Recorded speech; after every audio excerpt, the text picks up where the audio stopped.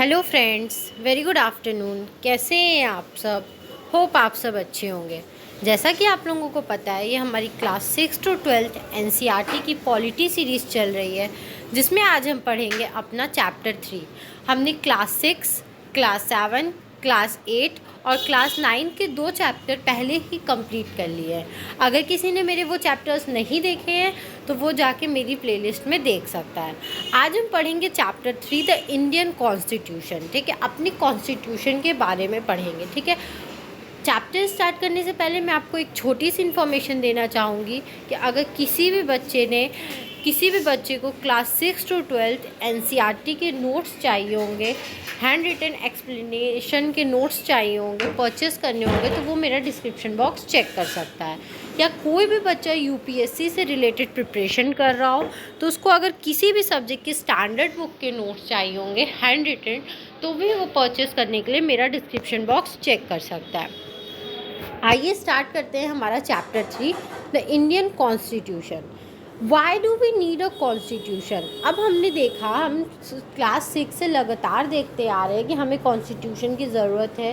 ठीक है, कॉन्स्टिट्यूशन हमारा ये रूल्स एंड रेगुलेशन बनाता है, ये रूल्स एंड रेगुलेशन बनाता है। तो अब हमें ये पढ़ने की ज़रूरत है कि ये कॉन्स्टिट्यूशन की हमें ज़रूरत क्या है। Why do we need a constitution? हमें कॉन्स्टिट्यूशन की ज़रूरत क्यों है? ठीक है, a constitution does many thing. जो हमारा कॉन्स्टिट्यूशन है वो बहुत कुछ करता है। ठीक है, उसके अंदर जो बातें लिखी होती है वो हमारे कंट्री में एक बहुत इम्पॉर्टेंट रोल प्ले करती हैं। It generates a degree of trust and coordination that is necessary for different kind of people to live together। ये क्या करता है, जो हमारे सोसाइटी में अलग अलग तरीके के लोग रहते हैं, हाँ, कोई किस कास्ट का है, कोई किस कास्ट का है, तो उन लोगों के बीच में ट्रस्ट पैदा करता है। ठीक है, एक ट्रस्ट बनाता है और लोगों के बीच कोऑर्डिनेशन बनाता है। ठीक है, उन लोगों के अंदर ये ट्रस्ट होता है, ये कोऑर्डिनेशन बनता है कि वो लोग एक साथ रह सके। उन लोगों को ये ट्रस्ट होता है कि नहीं, सबके लिए एक जैसा ही रूल्स एंड रेगुलेशन है, हम लोग एक दूसरे पे ट्रस्ट कर सकते हैं। अदरवाइज़ अगर कोई भी रूल्स एंड रेगुलेशन नहीं रहेगा और क्या होंगे, एक ही कंट्री में बहुत सारे डिफरेंट ग्रुप्स के लोग रहेंगे, तो हमें एक दूसरे पे ट्रस्ट करने में दिक्कत होगी, प्रॉब्लम होगी। हम लोग उतना सेफली क्या करेंगे, रह नहीं पाएंगे एक दूसरे के साथ। It specific how the government will be constituted, who will have power to take which decision। ठीक है, ये गवर्नमेंट की अथॉरिटी को भी बहुत अच्छे से डिस्क्राइब करता है हमारा कॉन्स्टिट्यूशन, कि जो गवर्नमेंट है वो कब क्या काम कर सकती है। और ये हमें ये भी बताता है कि किस अथॉरिटी को, किस लोगों को कितनी पावर है कहाँ तक का डिसीज़न लेने के लिए। ठीक है, कौन कौन से डिसीज़न लेने के लिए किन किन लोगों को क्या क्या पावर दी गई है, ये सब कुछ क्या करता है, बताता है हमें। It lays down limit on the power of the government and tell us what the right of the citizens are। ठीक है, ये हमारी जो गवर्नमेंट है उनकी पावर्स को लिमिट करता है। ठीक है, जैसे कि अनलिमिटेड पावर, जब भी वो सत्ते में आते हैं इलेक्शन जीत के, तो ऐसा नहीं है कि उनको अनलिमिटेड पावर दे दी जाती है, नहीं, ऐसा नहीं होता। ठीक है, उनकी पावर को क्या किया जाता है, लिमिट किया जाता है एक तरीके से, कि आपकी इतनी ही पावर है। ठीक है, उनके पावर्स को लिमिट किया जाता है। और ये हमारे सिटीज़न, जो कंट्री में सिटीज़न रह रहे हैं, नॉर्मल पीपल रह रहे हैं, उनकी क्या करता है, उनकी जो पावर्स है, उनकी जो राइट्स हैं, उनको भी क्या करता है, बहुत अच्छे से डिस्क्राइब करता है। It express the aspirations of the people about creating a good society. ये जो लोगों की मतलब एक अच्छी सोसाइटी बनाने में क्या एस्पिरेशंस है, उनको भी बहुत अच्छे से क्या करता है, एक्सप्रेस करता है। ठीक है, मेकिंग ऑफ द कॉन्स्टिट्यूशन। ठीक है, अब हम दूसरा चीज़ पढ़ेंगे, कॉन्स्टिट्यूशन कैसे बनता है। ठीक है, कैसे बना कॉन्स्टिट्यूशन। तो फर्स्ट हम पढ़ेंगे the path of the constitution और द कॉन्स्टिट्यूएंट असेंबली। तो पाथ ऑफ द कॉन्स्टिट्यूशन में ये बताया है कि इंडियन कॉन्स्टिट्यूशन जब बना तो ये काफ़ी सिंपल नहीं था, बहुत लोगों ने बहुत स्ट्रगल किए, काफ़ी चेंजेस आए हैं, तब ये जाके बना है। और कॉन्स्टिट्यूएंट असेंबली कैसे बनी, तो जैसे कि कॉन्स्टिट्यूशन बनाने के लिए भी पहले क्या किया गया था, एक इलेक्शन हुए थे, कुछ लोग आए, फिर उन्होंने कॉन्स्टिट्यूएंट असेंबली फॉर्म की। ठीक है, फिर देखेंगे फ़िलॉसफी ऑफ द कॉन्स्टिट्यूशन की, जो कॉन्स्टिट्यूशन है उसके पीछे की फ़िलॉसफी क्या है। Values that inspired and guided the freedom struggle and were in turn nurtured by it. ठीक है, जो भी वैल्यूज़, ठीक है, हमारे मतलब जो भी वैल्यूज़ या हम कहाँ से इंस्पायर्ड हुए हैं कॉन्स्टिट्यूशन में, तो जो भी फ्रीडम स्ट्रगल्स हुए हैं हमारे फ्रीडम के लिए, तो हम लोग हमारा इंडियन कॉन्स्टिट्यूशन कहीं ना कहीं उसी की वैल्यूज़ को फॉलो करता है, उसी से इंस्पायर्ड है और उसी के अकॉर्डिंग कहीं ना कहीं इसको टर्न किया गया है।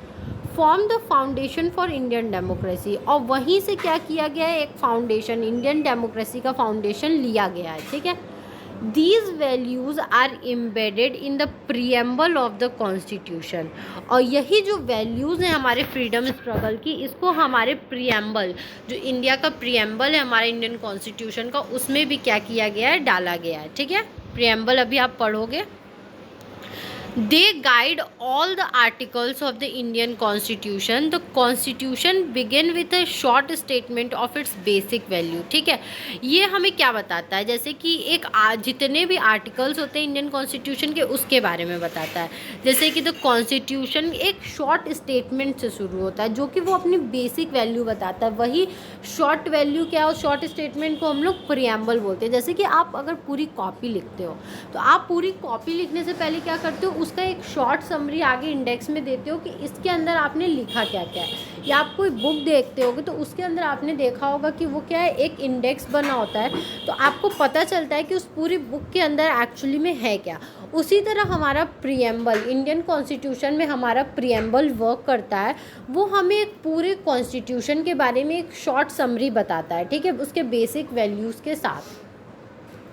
This is called the preamble to the constitution. इसी को हम लोग, जो शॉर्ट वैल्यूज़ या शॉर्ट स्टेटमेंट होता है, उसी को हम लोग बोलते हैं preamble of to the constitution.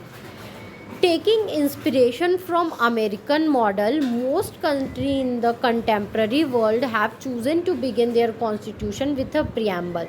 ठीक है, अब सबसे पहले प्रियम्बल अब किन देश ने अपने कॉन्स्टिट्यूशन में डाला था, तो अमेरिकन मॉडल है। ठीक है, यूएसए ने सबसे पहले, जो अमेरिका है उसने सबसे पहले अपने कॉन्स्टिट्यूशन में प्रियम्बल टाइप का कुछ लॉन्च किया था। तो उसी से इंस्पायर्ड होके आज जितनी भी कंट्रियाँ हैं उसमें बहुत सारी कंट्रियाँ क्या करती हैं, अपने कॉन्स्टिट्यूशन में प्रियम्बल जैसे वर्ड्स का या प्रियम्बल जैसे शॉर्ट समरी का यूज़ करती हैं। ठीक है, the people of the India, जैसे कि हम लोग जानते हैं हमारा प्रियम्बल किस वर्ड से स्टार्ट होता है, तो प्रियम्बल का फर्स्ट वर्ड ही होता है we the people of India. ठीक है, यहाँ पे वी नहीं मेंशन है, आप लोग वी मेंशन करिएगा। We the people of India से ही हमारा प्रियम्बल क्या होता है, स्टार्ट होता है। Okay, The Constitution has been drawn up and enacted by the people through their representative and not handed down to them by a king or any outside power। जो हमारा कॉन्स्टिट्यूशन है वो ये बताता है कि जो भी पावर्स है, जो भी रिप्रेजेंटेटिव चुने जाएंगे, वो अपने पीपल के थ्रू ही चुने जाएंगे। ये पावर्स जो है किसी भी किंग या क्वीन को नहीं सौंप दी जाएगी, या कोई आउटसाइडर जो है उसको ये पावर्स नहीं दी जाएगी। जिनको हमारी आम जनता एज अ रिप्रेजेंटेटिव चुन के लाएगी, उन्हीं को ये पावर्स दी जाएंगी। ठीक है, दूसरा वर्ड प्रियम्बल का हमारा होता है सोवरेन। सोवरेन का मतलब क्या होता है, people have supreme right to make decision on internal as well as external matter. जो पीपल होते हैं, जो लोग होती हैं, जो आम जनता होती है, उनके पास क्या होता है, इस बात का सुप्रीम राइट होता है, मतलब सबसे ज़्यादा अधिकार होता है कि वो जो देश के अंदर के मैटर्स हैं उसमें भी वो पार्ट ले सकते हैं, और जो देश के बाहर के मैटर्स हैं, मतलब आप देखते हो कि जब आप किसी कंट्री में रह रहे हो तो वहाँ पे कुछ इंटरनल मैटर्स भी होते हैं और कुछ एक्सटर्नल मैटर्स भी होते हैं। ठीक है, तो जो जनता हमारे रिप्रेजेंटेटिव को चुनती है, वो जनता के पास ये पूरा अधिकार होता है कि वो उस बात पे फैसला कर सके कि जो भी एक्सटर्नल मैटर हो या जो भी इंटरनल मैटर हो, वो दोनों पे क्या करे, बराबरी से हिस्सा लेके क्या कर सकती है, अपना पक्ष रख सकती है। No external power can dictate the government of India. और ऐसा कुछ भी नहीं होता है कि कोई बाहर की पावर्स आके हमारे गवर्नमेंट ऑफ इंडिया को क्या करेगी, डिक्टेट करेगी, या मतलब उनको समझाएगी या उनके जजमेंट दे सकती है, ऐसा नहीं है। हमारी पीपल्स जो है, हमारी आम जनता, वही हमारे गवर्नमेंट को चुनती है और उसी को पूरा हक होता है कि वो जो भी मैटर्स चल रहे हैं उनमें क्या करे, एक्टिवली पार्ट ले और उनका क्या करे, जो डिसीज़न है वो दे। ठीक है। Socialist, wealth is generated socially and should be shared equally by the society. ठीक है। इसमें बोला जा रहा है कि जो वेल्थ होता है, जो भी धन होता है हमारे इंडिया का, वो जनरेट सोशली होता है। मतलब क्या होता है, हमारे सोसाइटी से ही तो वेल्थ जनरेट होता है। तो इसमें बोला जा रहा है तो उसको सोसाइटी में इक्वली डिस्ट्रीब्यूट भी हमें करना चाहिए। ठीक है। ऐसा नहीं किसी को ज़्यादा किसी को कम, हमें जो भी वेल्थ सोशली जनरेट हो रहा है उसको हमें सोशली और इक्वली एकदम बांटना चाहिए। Government should regulate the ownership of land and industry to reduce socio economic inequalities. Government को क्या करना चाहिए कि जो लैंड और इंडस्ट्री का है उसका ओनरशिप अपने हाथ में लेना चाहिए, और ताकि वो क्या करे, जो इनइक्वालिटी आई है हमारे सोशल लाइफ में उसको क्या कर सके, वो कम कर सके कहीं ना कहीं। क्योंकि आप देखते होंगे किसी के पास ज़मीन बहुत ज़्यादा है, किसी के पास ज़मीन बहुत कम है, कोई इंडस्ट्री का मालिक है तो कोई उस इंडस्ट्री में नौकर है। ठीक है। तो ऐसा नहीं होना चाहिए। जो जो डिज़र्व करता है और जितनी भी सोशल रिसोर्सेज हैं या सोशल वेल्थ है उनको इक्वली क्या करना चाहिए, डिस्ट्रीब्यूट करना चाहिए। और इक्वली डिस्ट्रीब्यूट करने के लिए गवर्नमेंट को ये पावर्स अपने हाथ में लेनी चाहिए, लैंड और इंडस्ट्री की ओनरशिप की, और क्या करना चाहिए, जो ये इनइक्वालिटीज़ आई हैं उनको कहीं ना कहीं कम करना चाहिए। नेक्स्ट वर्ड है हमारे प्रियम्बल का डेमोक्रेटिक। डेमोक्रेटिक का मतलब होता है a form of government where people enjoy equal political rights, elect their rulers and hold them accountable. ठीक है।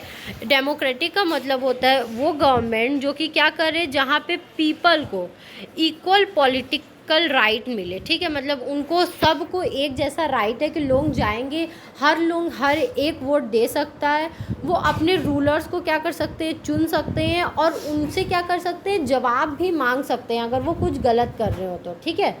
The government is run according to some basic rules. और जो गवर्नमेंट चलती है उसके भी कुछ सम रूल्स एंड रेगुलेशंस होते हैं। गवर्नमेंट क्या होती है, उसी पे रन होती है। ऐसा नहीं होता है कि गवर्नमेंट एकदम फ्री है, वो कुछ भी कर सकती है, नहीं। डेमोक्रेटिक का मतलब होता है जो गवर्नमेंट चल रही है उसके लिए भी क्या है, कुछ रूल्स एंड रेगुलेशंस है, और उसको उसी रूल्स एंड रेगुलेशन में रह के क्या करना पड़ता है, काम करना पड़ता है। नेक्स्ट वर्ड जो हमारे प्रियम्बल का है वो है इक्वलिटी। इक्वलिटी का मतलब क्या होता है, all are equal before the law. कि हमारे कानून के नज़र में क्या है, हमारे कानून के नज़र में सब लोग एक समान है, चाहे वो गवर्नमेंट हो, चाहे वो आम जनता हो, चाहे वो कोई भी हो। ठीक है। चाहे वो पुअर हो, चाहे वो वेल्दी हो, सब लोग क्या है, एक समान ही है। The traditional social inequalities have to be ended. जो बताया जा रहा है कि जो पीढ़ियों से एक इनइक्वालिटी चली आ रही है कि जो गरीब है वो गरीब ही है और जो अमीर है वो अमीर ही होता जा रहा है। ठीक है। तो इस इनइक्वालिटी को कहीं ना कहीं ख़त्म करने का ही मतलब क्या होता है, इक्वालिटी। ठीक है। The government should ensure equal opportunity for all. और गवर्नमेंट को ये बात हमेशा इंश्योर करनी चाहिए, हमेशा इस बात का ध्यान रखना चाहिए कि जो उसकी आम जनता है, जो उसके सिटीजन्स हैं उसके कंट्री के, उन सब को, हर किसी को इक्वल अपॉर्चुनिटी मिले हर चीज़ में। ठीक है। चाहे वो एजुकेशन में हो, चाहे वो वेल्थ में हो, चाहे वो एम्प्लॉयमेंट में हो, हर चीज़ में equal opportunity citizens of India को मिलनी चाहिए। ठीक है। नेक्स्ट वर्ड जो है हमारा प्रीएम्बल का वो है फ्रेटर्निटी। फ्रेटर्निटी का मीन्स होता है all of us should behave as if we are member of the same family. ठीक है। फ्रेटर्निटी का मतलब होता है कि जितने भी सिटीजन्स ऑफ इंडिया हैं उन सब को एक दूसरे के साथ ऐसा बिहेव करना चाहिए कि वो सारे क्या हो, एक ही फैमिली से बिलोंग करते हैं। ठीक है। किसी को भी ऐसे बिहेव नहीं करना चाहिए कि वो लोग क्या है, कोई नीचा है, कोई ऊंचा है, कोई दूसरे कास्ट का। उन सब को ऐसे बिहेव करना चाहिए जैसे वो लोग क्या है, एक ही फैमिली के कहीं ना कहीं पार्ट हो। ठीक है। No one should treat a fellow citizen as inferior. अपने साथ रहने वाले सिटीजन को कभी भी कोई नीचा ना समझे, इन्फीरियर, ठीक है, कभी भी कोई नीचा ना समझे या उसको कम कहीं से ना समझे, ठीक है। मतलब जब भी आप किसी के साथ, आप एक पीपल हो, आप अपने पूरे सिटीजन जहाँ आप रह रहे हो उसको आपको क्या है, एज अ फेलो सिटीजन समझना चाहिए, ठीक है। फेलो सिटीजन या इन्फीरियर आपको अपने से कम नहीं समझना चाहिए, आपको उसको सेम रिस्पेक्ट देनी चाहिए, सेम अपॉर्चुनिटी देनी चाहिए। आप ऐसा बिहेव करो कि आप क्या हो, सेम फैमिली के पर्सन हो, ठीक है। नेक्स्ट है हमारा लिबर्टी। लिबर्टी का मतलब होता है there are no unreasonable restriction on the citizen in what they think, how they wish to express their thoughts and the way they wish to follow up their thoughts and action, ठीक है।